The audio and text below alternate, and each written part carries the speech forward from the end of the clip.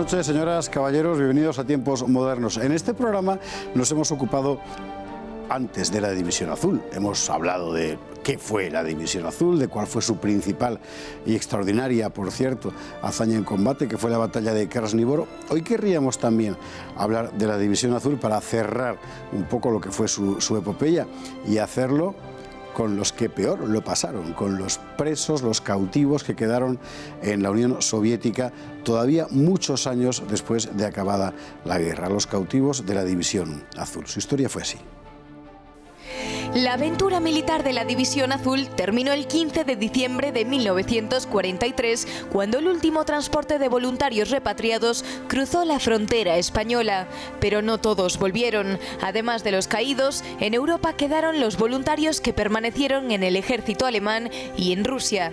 Los presos, 372 hombres, la mayor parte de ellos apresados en los combates de Krasni Bor, a los que aguardaba un terrible calvario en los campos de concentración soviéticos. Para su sorpresa, los divisionarios se encontraron con que había otros españoles en aquellos campos, marineros de buques republicanos llegados a Rusia durante los últimos días de nuestra guerra civil, aviadores rojos que fueron allí a perfeccionar su instrucción, obreros exiliados sorprendidos en Alemania, incluso militantes comunistas que escaparon a la Unión Soviética buscando asilo y que fueron, como los anteriores, inmediatamente internados. Tampoco para ellos había un lugar en la Rusia de Stalin.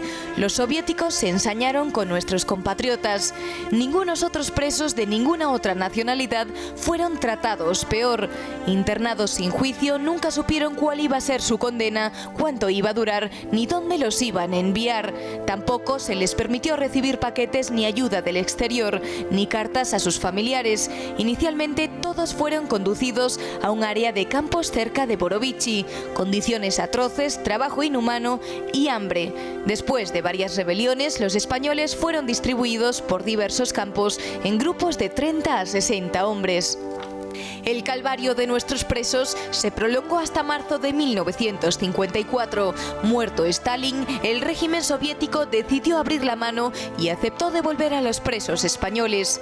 Con los divisionarios supervivientes, 238, incluidos 19 desertores, volvieron además presos republicanos, 15 pilotos de aviación y 19 marineros. En abril de 1954 llegaba al puerto de Barcelona el barco Semiramis, con todos aquellos compatriotas. Verdaderamente habían sido embajadores en el infierno, como titularía años después Torcuato Luca de Tena al narrar su peripecia. Embajadores del infierno, realmente. Juan Fluger, buenas noches, ¿cómo estás? Muy buenas noches. Pues es una historia terrible. Es impresionante porque además la situación en la que vivieron durante esos 10 años de cautiverio en los campos, en los peores campos de concentración que han existido en la historia, que han sido los campos soviéticos, que quedan además muy bien reflejado, como bien decimos en la introducción, en el libro de Embajador en el infierno, queda muy bien reflejado en ese libro que está escrito en base al informe que el capitán Palacios, que es quizá la mayor autoridad de las que vuelven en el Semiramis, había hecho para el Ministerio de Defensa, el Ministerio de la Guerra, nada más volver.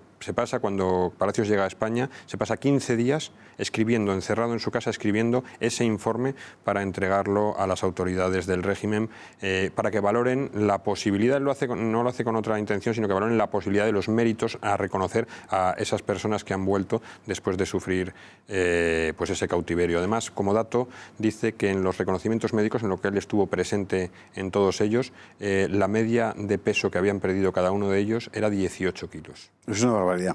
Hay que recordar que son muy pocos presos, porque es verdad que los divisionarios normalmente o los mataban o ganaban, de la gente que pillan sobre todo de Krasni Bor, porque la pillan groggy en un pozo, en fin, son presos de este tipo. No hay fenómenos de rendición de unidades enteras de la División Azul.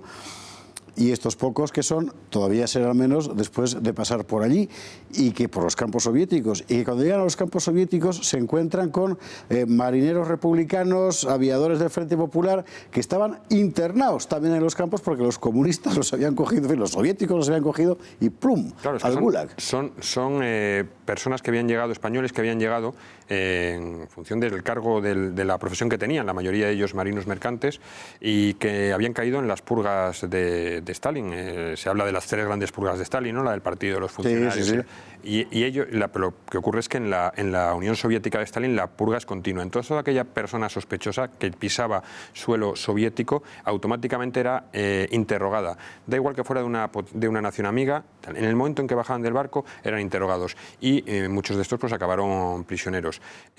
No solo ellos, sino que luego hay internados en los campos de concentración y llegan más tarde, eso lo cuenta muy bien en su informe Palacios, empiezan a aparecer aviadores republicanos que ellos primero identifican, viene a ser en el año 49-50, ellos primero identifican con posibles espías que les están metiendo para sonsacarles información, claro, porque seguían interrogándoles en los campos, que era una de las cosas que se quejaban además los oficiales cuando tenían oportunidad de hacerlo, y primero los identifican y luego resulta que no, que es que habían venido a hacer los cursos de piloto de combate en las academias rusas durante la guerra y llevaban presos en cárceles convencionales desde que acabó la guerra civil porque directamente no sabían qué hacer con ellos y como no los podían repatriar a España pues decidieron mantenerlos presos. Y a mí lo que más me llama la atención es que hay 10 niños de la guerra que se suman al convoy de vuelta, al Semiramis, y que son total y absolutamente acogidos. Y los niños de la guerra, para que nos entiendan los oyentes, son esos niños que durante la guerra civil fueron enviados a la Unión Soviética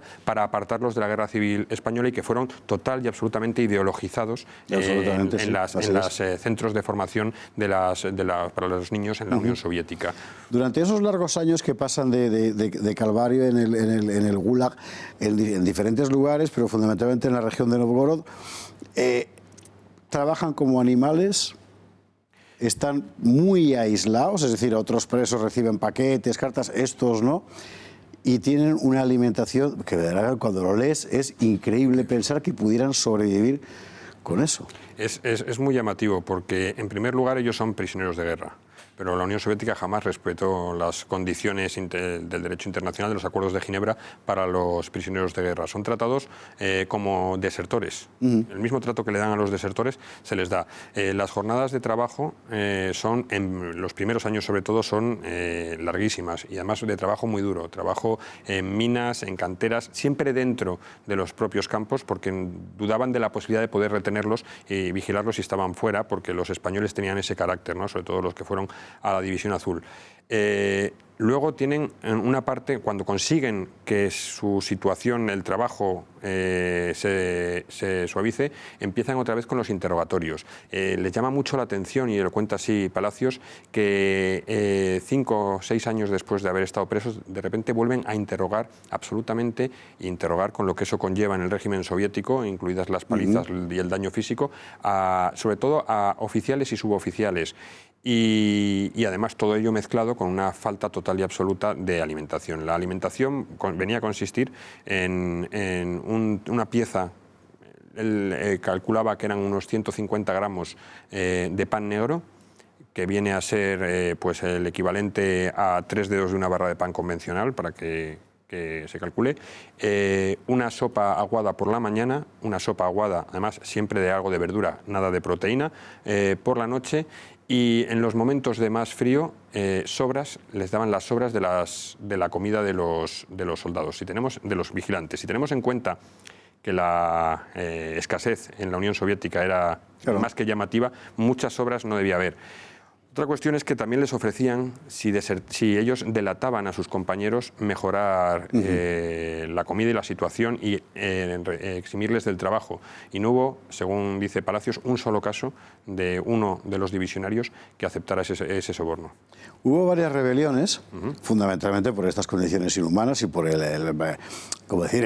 ir contra las convenciones elementales del derecho de guerra. Después de esas rebeliones es cuando se empieza a separar a los grupos, pero las condiciones no mejoran. No, las condiciones no mejoran. Lo que ocurre es que tenemos un total de unos 400 presos concentrados en esos primeros dos años y medio, sobre todo hasta el 48, más o menos concentrados esos 400 presos. Se les dividen en 6 grupos y son repartidos a campos próximos, con la idea de no mejorar las condiciones, pero al ser grupos más pequeños que tengan menos posibilidad, menos capacidad de protesta. Es verdad que en algunos campos, sobre todo en aquellos en los que están los oficiales, consiguen que algo mejore el trato, que se reduzcan en parte las jornadas de trabajo, que empezaron con jornadas de 12-14 horas y que, pues, según cuenta Palacios, se reducen a 10 horas. Tampoco es que sea para tirar cohetes, pero algo ha mejorado. Incluso que en algunos casos mejore algo la alimentación, sobre todo que mejore el tratamiento a los enfermos, que empiecen a darles alguna medicación, porque hasta ese momento no se les daba absolutamente ninguna medicación. Pero en la mayoría de los casos van repartidos a 6 campos diferentes, en la mayoría de los casos la situación sigue siendo la misma. No hay relación diplomática entre España y la Unión Soviética entonces, tampoco hay mediación, la Cruz Roja Internacional lo intenta un par de veces, consigue algún éxito pero muy limitado, y no es hasta que muere Stalin cuando finalmente la Unión Soviética decide, bueno, esta gente vamos a devolverla para casa, que llevan aquí 10 años. Khrushchev hace lo primero que, una de las primeras cosas que encarga es un censo de la población reclusa, porque no se había hecho un censo de la población, no existía un documento que tuviera ningún organismo oficial con exactamente, y de repente se encuentran los responsables de hacer este censo con que sigue habiendo prisioneros de guerra. Y es que además, aunque no se les trataba como tales, sí figuraban como tales. Es más, en el Semiramis se repatrian 22 soldados de las SS, del ejército alemán, que seguían en los campos y que, como tampoco sabían qué hacer y a Alemania no los querían mandar, los meten en el barco de la Cruz Roja. Es un barco de un armador griego, pero con bandera de Liberia, que eso es muy curioso porque lo primero que le llama la atención es que piensan que están siendo liberados por los norteamericanos, que para los españoles era casi como un shock, ¿no? Porque era el enemigo. Ellos se habían enfrentado, no se habían enfrentado directamente, pero sí habían luchado en bandos contrarios, y la bandera de Liberia es igual, pero con una estrella en lugar de las estrellas americanas. Y esa situación se les complica, además, se les complica mucho.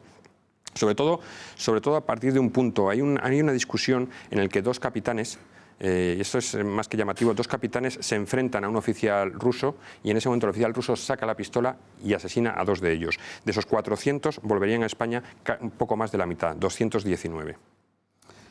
Bueno, esta fue la peripecia tremenda de los cautivos de la División Azul. Finalmente volvieron a España, volvieron los que pudieron sobrevivir. Es una historia estremecedora. El libro de Torcuato Luca de Tena, Embajador en el Infierno, lo refleja mejor que nadie y desde aquí se lo recomendamos. Y la película también, por cierto, porque es francamente buena. Juan Fluger, muchísimas gracias. Gracias a ti. El próximo día más. Buenas noches. Y a ustedes muy buenas noches. Gracias por estar ahí y mañana más aquí en Tiempos Modernos.